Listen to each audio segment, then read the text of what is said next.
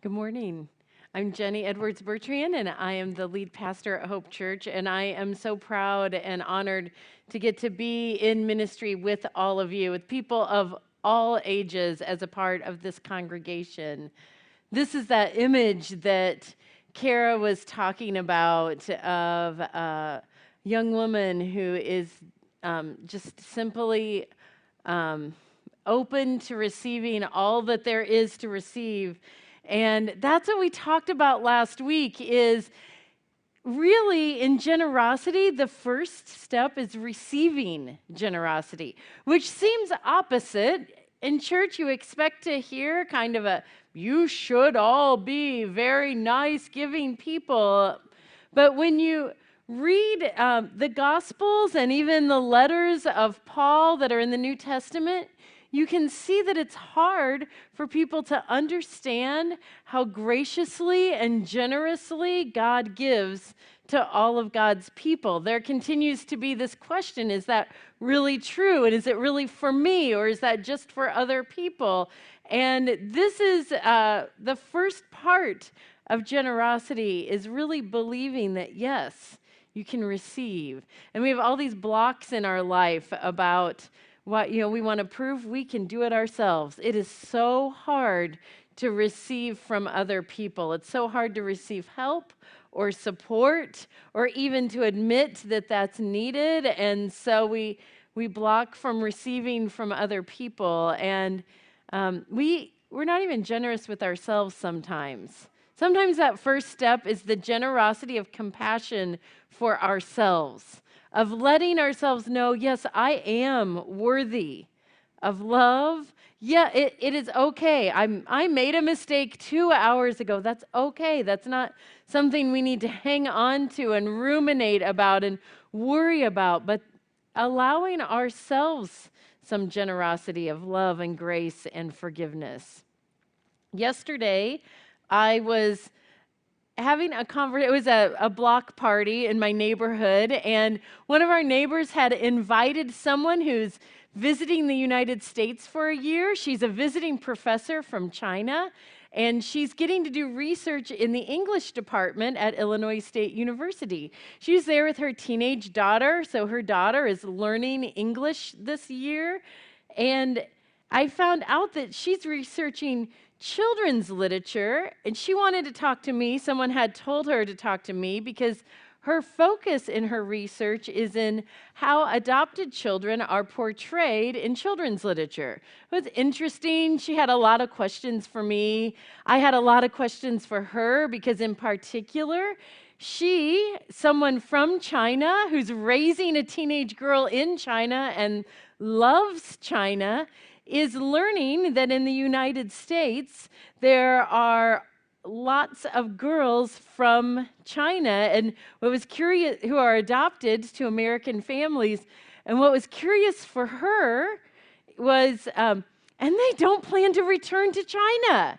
There's not a plan to do that. And this was a surprise to her and confusing. And so she's analyzing this and studying this and just really trying to learn. She had a very open spirit in understanding the dynamics at play that have led to that. And part of what she needed to learn about, she learned pretty early on, is she needed to understand Christianity. And so she's coming at Christianity from just a researcher's perspective, an open perspective.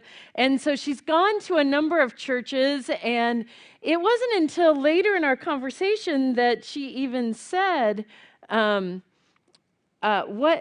your profession? And when I said I was a pastor, she was very confused. I wish I had a snapshot of what her face looked like that I could put on the. She did not understand that. No, that cannot be. And then she thought for a moment and said, yes, I do know one woman who's a pastor, and she's at the church right by campus. Well, actually, there are 3 women at that United Methodist Church who are pastors. So I don't know if it was Roxy that she met, or if it was Kim, or if it was Kathy, but Normal First United Methodist Church has multiple women serving in leadership. So she had that awareness and like, okay, so I wasn't entirely strange. Then she said, for that reason, then she said, another thing I've learned is gay people can't come to church, or God will be mad at the church. Isn't that interesting? She didn't question that there are people who, her language was, who are gay, or the other word, what it is, lesbian. Okay, yes. She didn't question whether there are people who are gay or lesbian. She had learned by visiting churches that gay and lesbian people can't come or God will be mad. That's how she had interpreted when whoever was speaking said, God is mad for people to live, blah, blah, blah. We've heard all of that rhetoric. She didn't hear it as, so therefore you should change. She was like, well, so gay people can't go to church. I said, okay, well, that's another thing about my church. And same face, and you can all just envision that. And then she said, wow, like I'd already blown 2 of her understandings about what Christianity was. And she said, okay, but let me ask you this. And hey, for LGBTQ plus people who are here, you, in her understanding of Christianity that had been taught to her, that wasn't the worst thing. So every other people in the room, get ready. But what about divorced people? And she said, boy, if you are divorced, I have learned deep shame and guilt. Deep shame and guilt. God is mad at you. You cannot, if you go to the church, God will be very mad at you, right? That the divorced people, she wanted to, like, she could handle a woman in ministry, she could handle that gay people were coming, but divorced people? I said, yeah, actually every church in town would have people who are divorced. She said, do you think that God is mad? Or she said, your God. Do you think your God is mad? And I said, no, I don't. You do not? No. I said, the God that I'm worshiping, I would use love as a synonym for that God. And so I would not see a mad God. I would see a very compassionate God, a God who understands the pain of a separation and a broken relationship, a God present in the midst of that, a God who wants to love us all. And she said, I have much to learn. And I thought, my goodness, how confusing it must be for her, who is trying to understand from a researcher's perspective this faith. And then I thought, if that, after only a few months, is what she understands about Christianity, that there is this judgmental God who is going to be angry if certain people are present in worship, then that, like, how much is that in our just our being, that we don't even think about it? Because she was bringing this all to a conscious level, right? And researching it and writing about it, analyzing it. But for those of us that grew up in this faith, or even if we didn't grow up in a church, grew up in a culture where this faith is prevalent, how hard it is for us to receive the generosity of love from a God if we had these messages in our head and in our ears. And so as I listened to her and then thought about all of us, I just, again, want to take this pause of compassion for ourselves and say once again, and we'll say it a million times if we need to, that God is about love and generosity and compassion and acceptance, and that truly, if you're thinking about living a generous life, that it starts with some generosity for yourself from a generous God. Not from a God of shame or hate or judgment, but a God of love. And again, what kind of scriptures must you be using? We are using the Bible as we understand this, examples of over and over of God drawing the circle ever wider, ever wider, ever wider.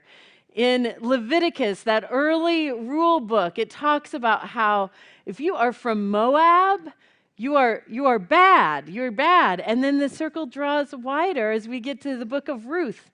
Ruth, a Moabite. Whoa.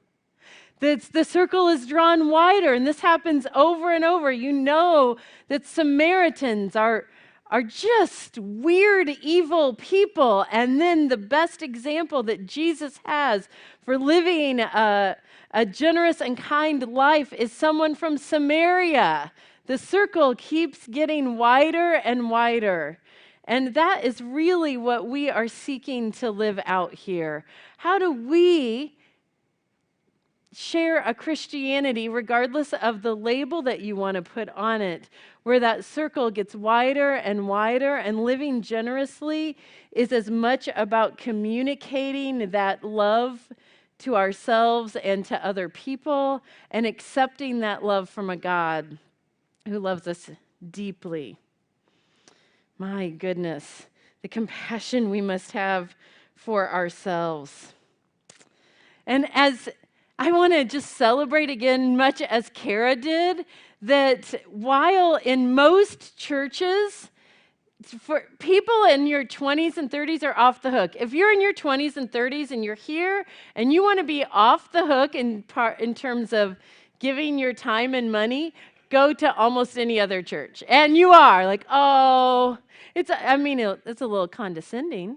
You couldn't possibly have much to give to us. But I want to honor and celebrate that, yes, while there are people in their 40s and beyond, old, who are giving to make this faith community exist, and thank you, everyone who's there. Thank you.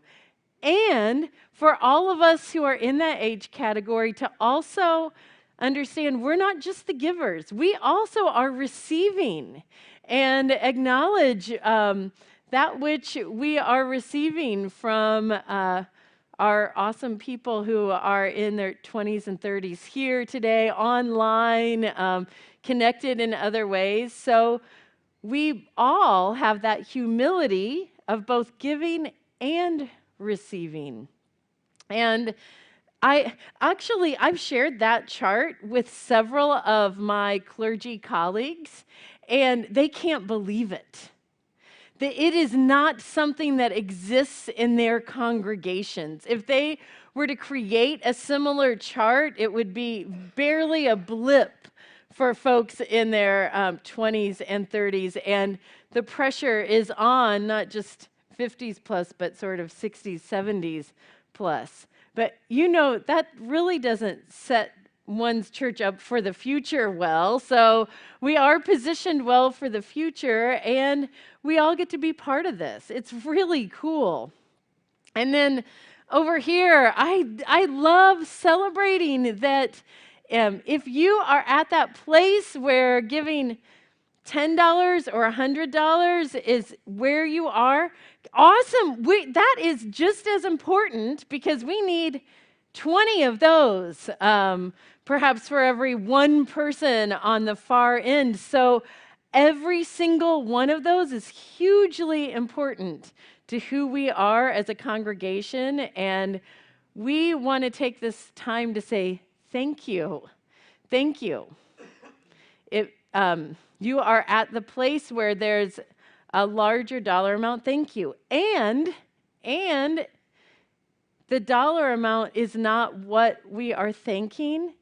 What we are thanking is for understanding that there are a million choices of how we choose to invest our time and money, and there are people that have made that decision to invest their time and money in this faith community.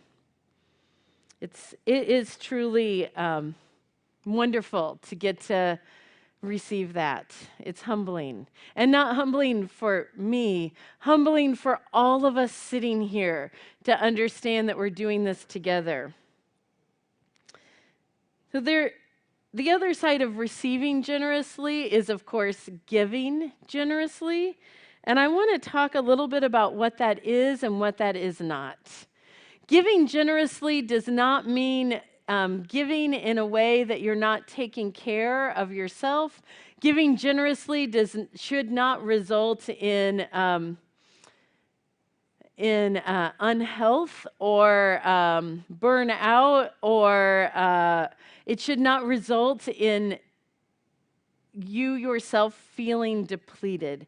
Giving generously is something, it's a way of living such that you actually feel refueled and refilled in the midst of it.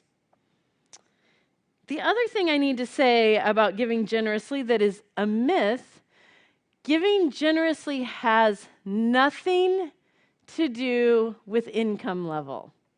Income level can be almost zero to multi-millionaire, billionaire. Giving generous, in fact, it's more complicated at a further end. Giving generously is about that spirit of giving and the way in which we do it and the times. I don't know about you, but I remember as a kid that the families who always had another seat at the table for anyone to join lunch or dinner or snack time seemed to be the families with the most mouths to feed. Seemed to be the families for whom you weren't even sure how the grocery bill was being paid, and yet there was this spirit of generosity of pull up a chair, sure, join us. We'd love for you to do this. And I say that I've received generously from people who have very little to give and are just excited to share it, and from people who have a lot to give and who have a spirit of hospitality and just love to be a part of that. Giving generously has nothing to do with income. It has everything to do with attitude. But I want to talk about income for a second, and no one has to squirm right now. So just know that this is not going to be about shame or guilt. So if you're starting to feel anxious, you can release that. It's going to be very compassionate. I want you to know that as the stewardship team met last week, they wanted to make sure that any messages we share about this are very compassionate, because money is that thing in our lives that when we are stressed about that, it can take over everything else. It gets in the way of our closest relationships. It gets in the way of our relationship with God. It gets in the way of our joy in living. When we're stressed about money, we're stressed about everything. And this is not a 2019 issue. This is not today. Living today is hard. Do you know, and I'm sure you've heard this said before, but I want to say it again, Jesus talked about money and possessions more than he talked about faith and prayer. So this was an issue and a concern for people in the first century as much as it is an issue and a concern for us. And I think there was deep compassion in Jesus sharing. And when he talked about money and possessions and how to use them and not use them, I don't think that it was with a finger wagging at people. I think it was with a compassion for people. Look, if you focus all your time and attention on what you have and what you don't have, it's going to get in the way of living life abundantly. In the Sermon on the Mount, Jesus shares this parable. This is from Luke 12, and I love the entire Sermon on the Mount, but we're only going to do 6 verses of it today. So buckle in. We're in for a 3-hour ride. We're just going to look at 6 verses of it. Someone in the crowd said to him, "Teacher, tell my brother to divide the family inheritance with me." You have Jesus in front of you, and that's what you're asking? Oh my gosh. All you're worried about is your possessions. Like, you can ask Jesus, you have Jesus in front of you preaching, ask him anything. Excuse me. Could you please make sure that I get some stuff? So Jesus says to him, friend, who can set me to be judge or arbiter over you? And he said to them, take care. Be on your guard against all kinds of greed, for one's life does not consist in the abundance of possessions. Do you hear that? One's life. And when Jesus used the word life, he didn't mean just life. He meant life, like live life abundantly. One's life does not consist in the abundance of possessions. Then he told them a parable. The land of a rich man produced abundantly. That's what we think. That's what all of us think we want. That is what the people sitting there listening to Jesus thought they wanted. So like the first sentence, they're like, yeah, you're speaking my language. That's what I want, Jesus. In fact, if I had land that had produced abundantly, all my problems would be solved and all this stress would be gone, right? Then he told them a parable. The land of a rich man produced abundantly, and he thought to himself, what shall I do? I have so much, I have no place to store my crops. He said, I'll do this. I'll pull down my barns, and I'll build larger ones, and I'll store all my grains and goods, and I will say to my soul, soul, you have ample goods laid up for many years. Relax, eat, drink, be merry. Eat, drink, and be merry did not come from Shakespeare. That's Jesus's most famous sermon where that's said right there. And I read that and I think, yes, I think that. If only I had X amount of dollars, I could just tell my soul, eat, drink, and be merry. This is easy now. That's what we think. And I have something to tell you, especially those of you who are sort of at the beginning of your earning years, or anyone who wishes they were making more money. You think there's going to be this point in time where, okay, now I can relax. And it doesn't come unless you begin to think about money and possessions differently. And for folks who, this is going to sound crazy, if you're sort of at the beginning of a new job, your earning potential, and you're making 30 or 40,000, and you think, man, if I were making 100,000, life is golden. Well, here's what happens, not just in our community, but in communities around the country, and I guess in Jesus' day. If you make 100,000, then you live on 110,000. And if you make 150,000, then you think you need 200,000 to live your lifestyle. And if you make 200,000, you live this life at 210. And you're always living just above what you're making. So, boy, if I just made $250,000, then I'd be fine. And then you live at 275,000, and the math doesn't work, and the stress remains. So Jesus says to him, we'll get back to our scripture.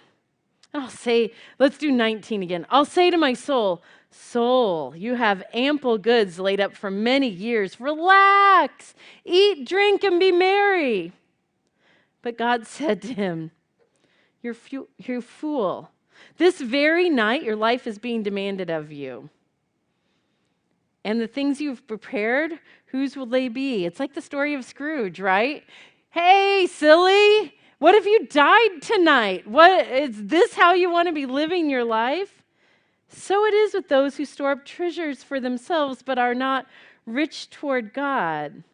What does rich toward God mean? That does not mean that you send all your money to a televangelist who says, if you send me all your money, your life will be good. Nor does it mean that if you give all your money to whatever church you go to, this or any other, that life is good.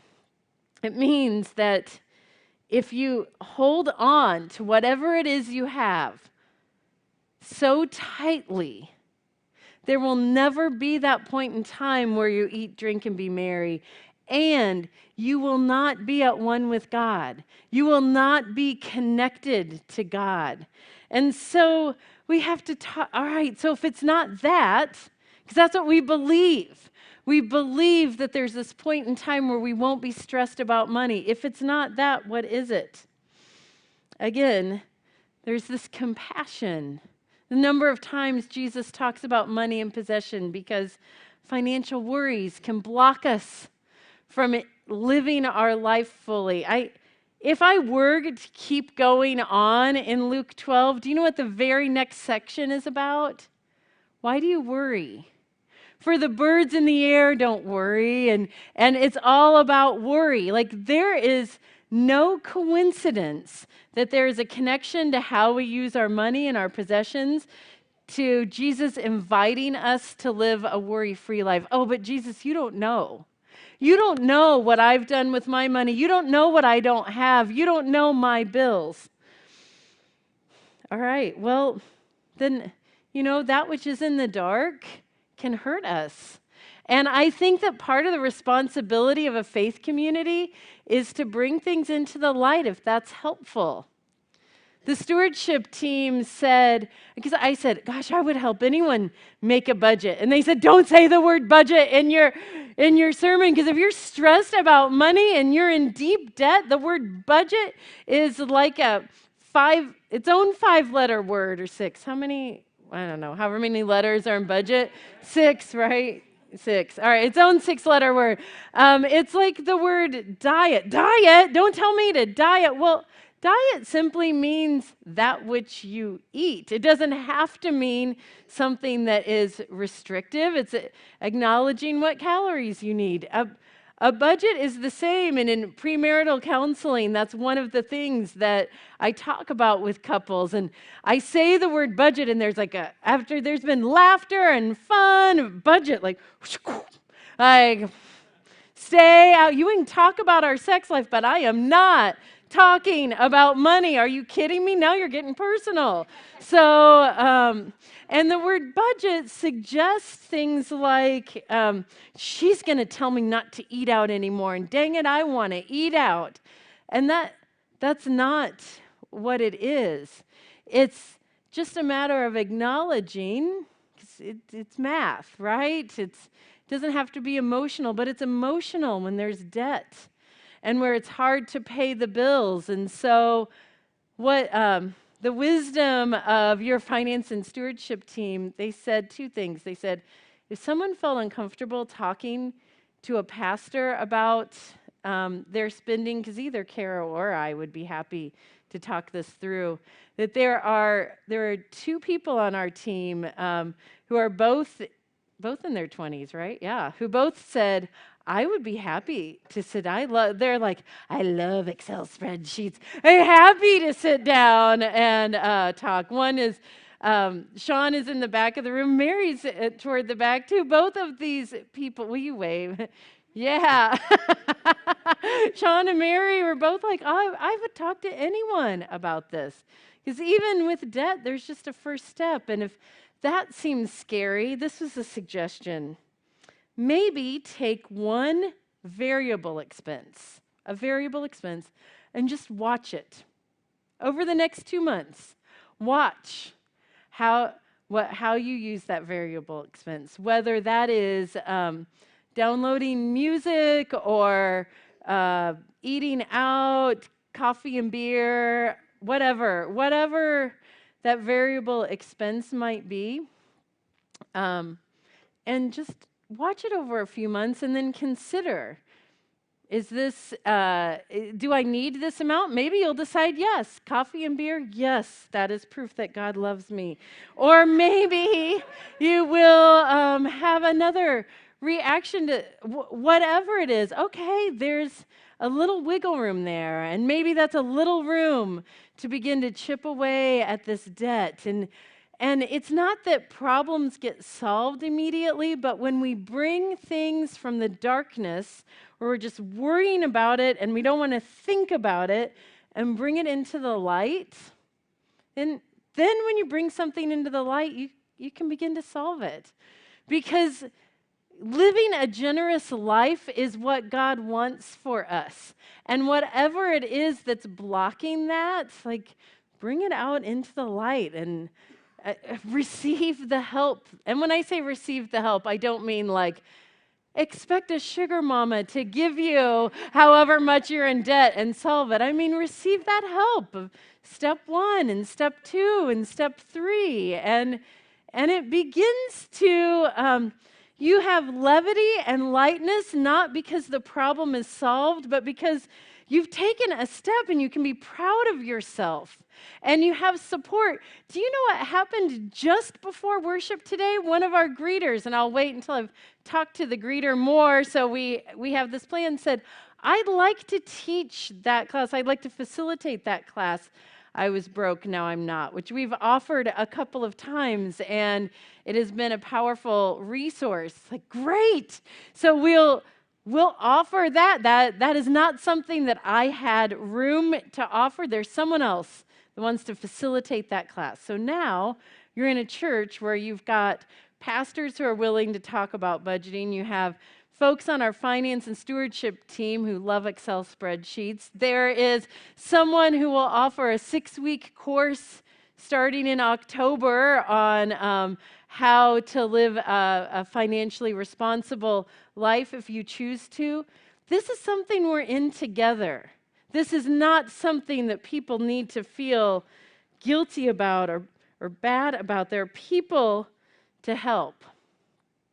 And part of it is that when we say we're people of faith, there's a difference between saying it, from standing in a conversation, this is what I believe blah, blah, blah, blah, blah.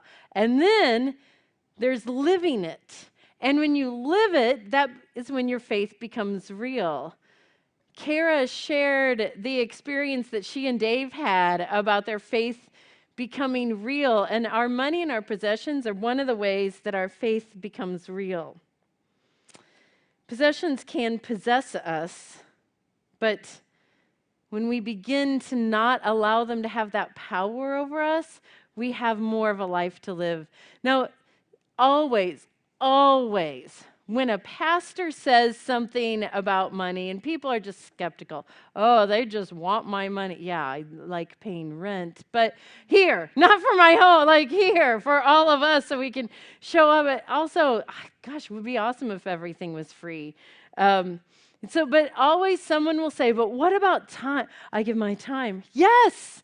Your time is part of, yes, that too. Guess what? That too. And we can be just as overwhelmed by our time as we are with our money. So if that's the way you need to think about this, think about it in terms of your time. It's so funny. Last week in this meeting, we're like, well, we're a church where almost everyone, unless you're in school, has a full-time job. Like, you have less time. I talked to a pastor this week, and he said to me, Jenny, you don't understand. You've got this young church. Everyone in my church is retired. They're too tired to do anything. They can't give any of their time. Yeah, you take offense to that, huh? Them's fighting words.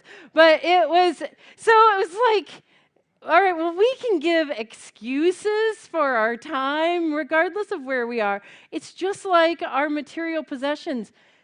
Show some compassion to yourself. Identify what you need.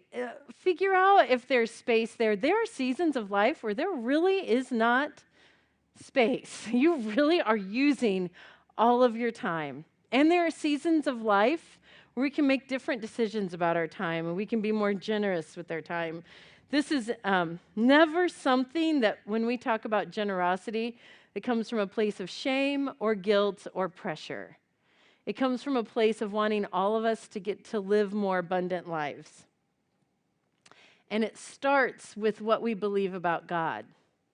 Do you believe in a generous God? Do you believe in an abundant God? Like, if you think there's only so much love to go around and there's an angry God that wants certain people not present in this space, well, it's hard to live generously. But if you believe in a generous God, then you can begin to think about where you are. And I said in an email, and Kara referenced it, that we're going to give a chance today to begin to think about living generously and what that means. And when I think about this, I am thinking about money, but if you want to think about it in terms of time, whatever is helpful to you, I want you to get that white piece of paper that's on your chair. And if we could put the graph up,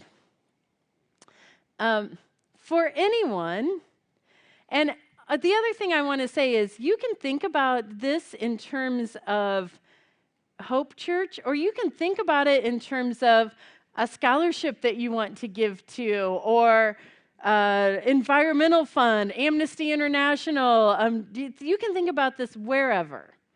But I want you to think about, if you're someone who has never, ever given financially to anyone else, what would it mean to do that for the first time?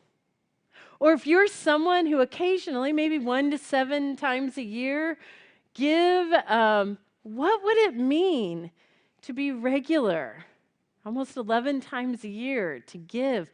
Gosh, if you only give a couple times a year to anything, to give and then maybe if you already do that, what would it look like to set into a monthly budget giving? That's another step of faith, isn't it? That's another way to live. And then Kara introduced this concept of tithing. What the heck is tithing? It is looking at your income. Is that pre-tax or post-tax? I don't care. Does that include interest income from investments? I don't care. You define it however you want to. This isn't about pressure or guilt. But look at your income. Could you live on 90% of that? How scary would that be? How powerful would it be? I can tell you this, that from age 22, I don't know why, but Ryan and I decided to tithe. That was before we were married. Ryan was always tithing. It was super hard when we started. Then it was easy.